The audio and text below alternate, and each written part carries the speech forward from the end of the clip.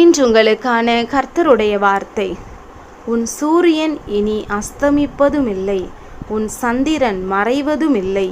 கர்த்தரே உனக்கு நித்திய வெளிச்சமாயிருப்பார். உன் துக்க நாட்கள் முடிந்து போகும்.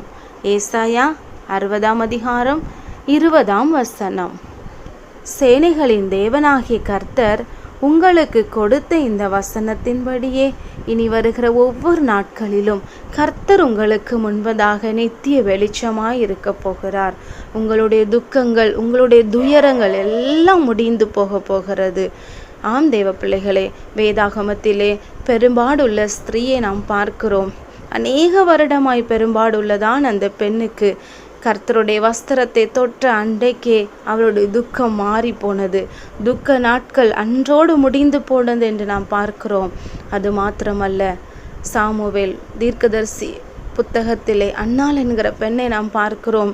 அநேக வருடமாய் குழந்தை இல்லாத அவளுக்கு வேதனை, துக்கம் நிறைந்த வாழ்க்கை. இயேசுவின் சமூகத்திலே ஆலயத்தில் வந்து அழுது ஜெபித்தாள். அன்றைக்கே அவளுடைய துக்கம் மாறினது. அவளுக்கு ஒரு ஆண் குழந்தை தேவன் கொடுத்தார்.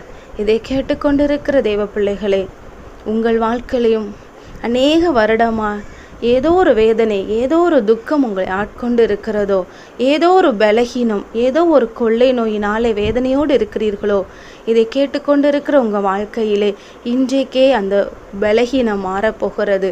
இன்றைக்கே உங்களுடைய துக்க நாட்கள் முடிந்து போகும் என்று கர்த்தர் சொல்லுகிறார். உங்கள் வாழ்க்கையிலே அவர் இனி வருகிற நாட்களிலே நித்திய வெளிச்சமாய் இருந்து உங்களுடைய வேதனை, கண்ணீர், துக்கம், கவலை, பலகீனங்கள், வியாதிகள் எல்லாவற்றையும் தேவன் முற்றுப்புள்ளி வைத்து எல்லாம் மறைந்து போக கர்த்தர் உதவி செய்ய போகிறார். ஜெபம் செய்வோம். பரலோக பிதாவே, இந்த வீடியோவை கேட்டு ஜெபிக்கிற உம்முடைய பிள்ளைகளுக்கு இருக்கிற எல்லா துக்கங்களையும் நீங்கள் மாற்றி சந்தோஷத்தையும், மகிழ்ச்சியையும், சமாதானத்தையும், ஆரோக்கியத்தையும், சுகத்தையும், பலத்தையும் நீங்கள் கொடுக்க போகிறதற்காக ஸ்தோத்திரம்.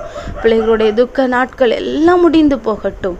இயேசுவின் நாமத்தில் ஜெபிக்கிறோம் நல்ல பிதாவே, ஆமேன். இன்றைக்கு ஜெபம் பண்ணுங்க, வேதம் வாசியுங்க, குடும்ப ஜெபம் பண்ணுங்க. கர்த்தர் உங்களை ஆசீர்வதிப்பார்.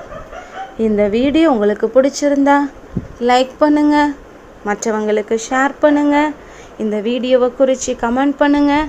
தொடர்ந்து இந்த வீடியோ பார்க்கணுன்னா சப்ஸ்கிரைப் பண்ணுங்கள்.